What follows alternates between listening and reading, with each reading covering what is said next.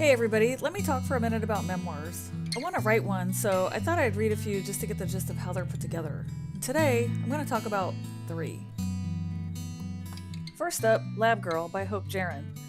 The writer is a researcher and scientist, and she tells a story of how she found her way as a female in a male-dominated field. She shares about how she got into research and how hard she has to work, even as a rock star scientist, to get funding. She interjects short pieces about nature, plants and trees, and how they survive and how they're so interconnected to each other. The chapters about her life follow a pretty straightforward timeline from when she was young to now. I like the variety of the nature pieces sprinkled among the chapters. It moves the book along nicely. My grade, 4 out of 5. I got a little bored towards the end, but I think that's because she's still fairly young and there's obviously more to come. Second, I read Hunger by Roxane Gay. This one was a tougher read for me. Gay is writing about some really difficult issues. Being overweight, being an overweight woman, being an overweight woman of color. As forthright as she was about her pain, I felt like she was holding back in places.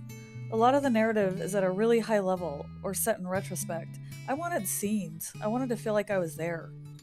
The format of the book, though, is very short chapters, some only a page or two, so it's easy to move ahead. My grade, 3 out of 5.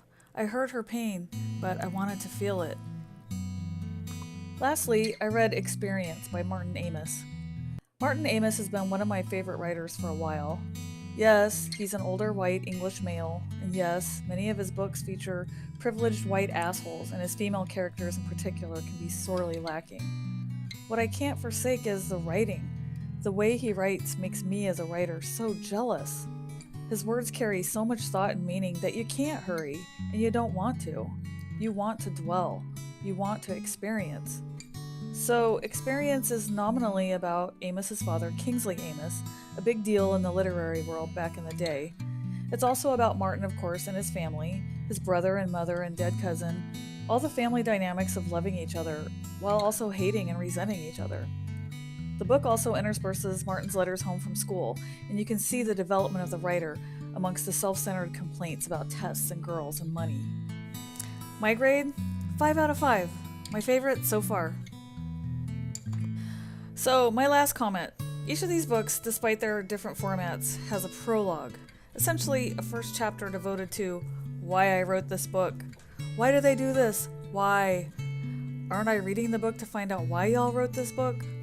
Anyway, that's it. Say 2. See you next time.